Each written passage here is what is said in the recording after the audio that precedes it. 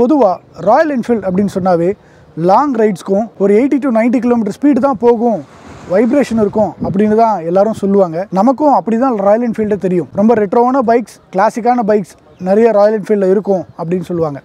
ஆனால் ராயல் என்ஃபீல்டை வச்சு ரேஸ் பண்ண முடியுமா அப்படின்னு கேட்டால் அந்த இடத்துல தான் வந்து இந்த பைக்கு வந்திருக்கு. நம்ம எல்லாருக்கும் மோட்டர் ஸ்போர்ட்ஸ் அப்படின்னு சொன்னால் ஃபார்முலா 1, MotoGP இந்த மாதிரியான ரேசஸ் தான் தெரியும். அதுவும் இன்டர்நேஷ்னல் லெவலில்.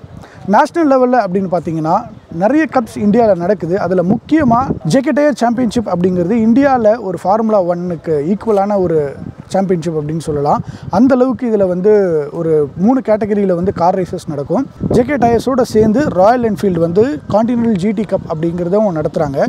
GT கப் நடத்தலான்னு முடிவு பண்ண ராயல் என்ஃபீல்டு இந்தியா முழுக்க இருக்கிற ரேசர்ஸை இன்வைட் பண்ணியிருந்தாங்க. மொத்தம் ஒரு 500 பேர் அதுக்காக அப்ளை பண்ணியிருந்தாங்க. அதில் ஃபர்ஸ்ட் ரவுண்டில் ஒரு 100 பேரை செலக்ட் பண்ணி அதுலேயும் பெஸ்ட்டாக இருக்கிற ஒரு 18 பேரை வந்து இந்த GT கப்புக்கு ஃபைனலாக செலக்ட் பண்ணாங்க ராயல் என்ஃபீல்டு. ஆரி கான்டினென்டல் GTயோட கப்பில் வந்து மொத்தம் 4 ரவுண்ட் நடந்தது. எல்லா ரவுண்ட்ஸ்லையும் அனி ஷெட்டி தான் வந்து லீடிங்ல இருந்து அப்படி ஒரு பயங்கரமான போட்டியாக தான் இருந்தது. ஒரு ரைடர்ஸும் அந்த ரேஸில் ஒவ்வொரு கார்னர்லையும் முந்திட்டு போகிற அந்த காட்சி இருக்கே அவ்வளோ அற்புதமாக இருந்தது. இந்த சீசன் முடிவில் அனி ஷெட்டி தான் 2021ஓட சாம்பியன் ஆன அப்படி. 2வது இடத்துல அஸ்வின் ஜேவியரும் 3வது இடத்துல அன்பாலும் சாம்பியன்ஷிப்பை வின் பண்ணாங்க. ப்ரொஃபஷனல் ரேசர்ஸ் இந்த பைக்கை ஓட்டினதை பார்த்துருக்கணுமே. வேற லெவல் பர்ஃபார்மன்ஸோட இந்த பைக்கை ஓட்டினாங்க. ஒவ்வொரு கார்னர்லையும் அவ்வளோ ப்ரிசைஸாக வந்து காம்படிஷன் இருந்தது. GT கப்ல கலந்துகிட்ட எல்லா ரேசர்ஸ்க்கும் பெரிய பாராட்டுகள். ரவுண்ட் 1ஓட வீடியோவை இதுக்கு முன்னாடியே நம்ம மோட்டர் விகடன் யூடியூப் சேனல்ல நான் ஷேர் பண்ணியிருந்தேன். ஆனால் அப்போ இந்த பைக்கை வந்து ஓட்டுறதுக்கான எக்ஸ்பீரியன்ஸ் நமக்கு கிடைக்கல. நான் வந்து ஜஸ்ட் இந்த ரேஸை மட்டும் கவர் பண்ணிட்டு போயிருந்தேன். பட் இப்போ ரவுண்ட் 4 அப்போ மீடியா எக்ஸ்பீரியன்ஸ் ரைட் அப்படின்னு சொல்லிட்டு நம்மளை இன்வைட் பண்ணியிருக்காங்க இந்த பைக்கை ஓட்டி பார்க்க. ரெகுலரான ரேசிங் பைக்ஸ் Yamaha R15, KTMல RC390, TVSல Apache RR310 இந்த பைக்ஸ் எல்லாமே ட்ராக்ல ஓட்டியிருக்கேன்.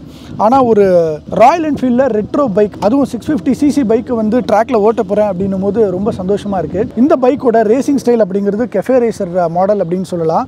கெஃபே ரேசர்னா என்ன, அது எப்படி உருவாச்சுங்கிறதுக்கே தனியாக நான் ஒரு வீடியோ பண்ணியிருக்கேன். மோட்டர் விகடன் யூடியூப் சேனலில் இருக்குது, போய் அதை பார்த்துருங்க. அந்த ஸ்டைலில் தான் இந்த பைக்கை வந்து மாடிஃபை பண்ணியிருக்காங்க. இன்ஜினில் எந்த ஒரு சேஞ்சஸுமே கிடையாது, ஃப்ரேமில் எந்த சேஞ்சஸும் கிடையாது. ஆனால் சின்ன சின்ன ட்வீக்ஸ் தான். அதாவது ஹேண்டில் பார் மாற்றிருக்காங்க, எக்ஸாஸ்ட் மாற்றிருக்காங்க. ஹேண்டில் பார் வந்து கிளிப்பான ஹேண்டில் பாரை வந்து ரொம்ப லோயர் பண்ணியிருக்காங்க. அதாவது ஒரு இங்கே இருக்கிற வேண்டிய ஹேண்டில் பாரை இன்னும் கொஞ்சம் கீழே கொண்டு வந்திருக்காங்க. அதுக்கப்புறமா வந்து சீட் வந்து சிங்கிள் சீட்டை ரெடி பண்ணியிருக்காங்க. அழகாக ப்ராப்பராக வந்து ஒரே ஒரு ரைடர் வந்து நல்லா டக்கின் பண்ணி முன்னாடி பின்னாடி வளைஞ்சி ஓட்டுறதுக்காக. அதுக்கப்புறம் எக்ஸாஸ்ட்டை வந்து மாற்றிருக்காங்க. கொஞ்சம் ஓவராகவே பயங்கரமான சவுண்ட் கொடுக்குது.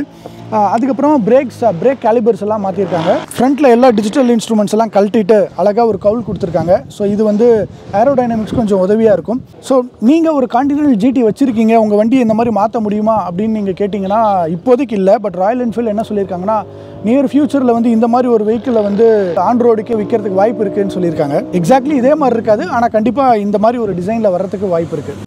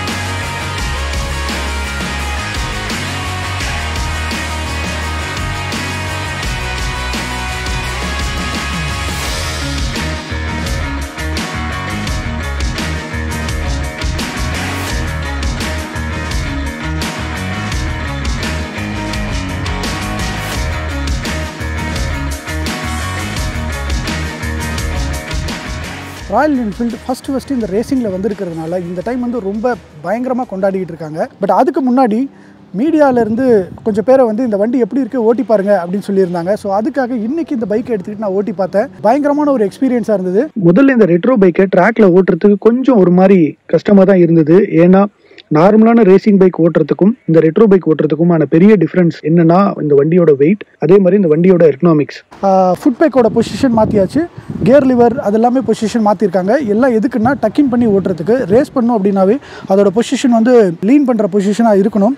யூஸ்வலாகவே கான்டினென்டல் ஜிடி வந்து ரொம்ப லீனிங்கான பொசிஷனாக தான் இருக்கும். நம்ம நார்மலாக ரோட்டில் ஓட்டும் போதே வந்து ரொம்ப கஷ்டமாக இருக்கும் அப்படின்னு சொல்லலாம். பட் கஷ்டமானா என்னென்னா லீனிங் பொசிஷன், அதாவது ரேசிங் பொசிஷன். இதை வந்து இன்னும் அதை விட வந்து பயங்கரமான ஒரு ரேசிங் பொசிஷன். ஸோ யூஸ்வலான ரேஸ் பைக்ஸ் ஓட்டுறதுக்கும் இந்த ரெட்ரோ ரேஸ் பைக் ஓட்டுறதுக்கும் பயங்கரமான டிஃப்ரென்ஸ் இருக்குது. ஏன்னா அந்த பைக்கோட வெயிட் ரொம்ப பயங்கரமான வெயிட். பட் இருந்தாலும் கார்னர்ஸில் லெஃப்ட் ரைட்டு பயங்கரமாக எடுக்கிறப்ப ஓவரான எஃபர்ட் போட வேண்டியதாக இருக்குது.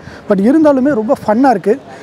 முக்கியமாக பைக்கில் வந்து ஆர்பிஎம்மோ இல்லை வந்து ஸ்பீடோமீட்டரோ எதுவுமே ஒர்க் ஆகாது. ஆனால் நம்மளுடைய இன்ஸ்டிங்க்டை யூஸ் பண்ணி தான் நம்ம வந்து ஸ்பீடையும் பிரேக்கையும் கால்குலேட் பண்ண வேண்டியதாக இருக்குது. ஸோ அதுவே ஒரு ராவான எக்ஸ்பீரியன்ஸாக இருந்தது. ஸோ டயரும் பார்த்தீங்கன்னா கான்டினென்டல் ஜிடியில் வர டயர் கிடையாது. இது வந்து ஜேகே ப்ரொவைட் பண்ணுற ரேஸ் பைக் டயர். ஸோ அது வந்து ரொம்ப வித்தியாசமாக சூப்பராக இருக்குது. பட் இருந்தாலும் ஒரு லேப் அடிச்சு முடிச்சு 2வது லேப் போகிறப்ப இந்த வண்டி ரொம்ப கம்ஃபர்டபுள் ஆயிடுச்சு. என்னால் ஈஸியாக கார்னரிங் பண்ண முடிஞ்சுது, ரொம்ப ஃபாஸ்ட்டாகவும் போக முடிஞ்சுது. ஒரு 3 லேப் முடிஞ்ச உடனே நான் அந்த பைக்கோட ரொம்பவே சிங்க் ஆயிட்டேன். அதுக்கப்புறம் சொல்லவே தேவையில்லை, பட்டையை கிளப்பிட்டு இருந்தேன் ஒவ்வொரு கார்னர்லையும். ரேசிங்கோட த்ரில்ல உணர்றதுக்காகவே இதுல ஏபிஎஸ் வந்து கட் பண்ணியிருந்தாங்க. டாப் ஸ்பீட்ல போயிட்டு டக்குன்னு கார்னர் வர்றப்ப பிரேக் அடிச்சு திரும்பும் போது அந்த த்ரில் இருக்கே, வாவ், அதை அனுபவிச்சாதான் தெரியும். இந்தியாவிலே தயாரிச்சு இந்திய ரேசர்களுக்காக இப்படி ஒரு ஜிடி கப்பை உருவாக்கி கொண்டு வரணும்னு நினைச்ச ராயல் என்ஃபீல்டுக்கு உண்மையிலேயே நம்ம பெரிய தேங்க்ஸ் சொல்லணும். ரேசிங்ல ஆர்வம் இருக்கிற நிறைய பேருக்கு இந்த ஜிடி கப் வந்து உண்மையிலேயே ஒரு பெரிய வரப்பிரசாதமா இருக்குங்க. ஒரு ரேசிங் கெரியரை ஸ்டார்ட் பண்றதுக்கு உண்மையிலேயே இந்த ஜிடி கப் வந்து ரொம்ப உறுதுணையா இருக்கும். 2021 இந்த சீசனை வெற்றிகரமா முடிச்ச ராயல் என்ஃபீல்ட் அடுத்த வருஷம் ஒரு ரேசிங் ஸ்கூலையும் ஆரம்பிக்கிறதா இருக்காங்க. இந்த ரேசிங் ஸ்கூல் மூலமா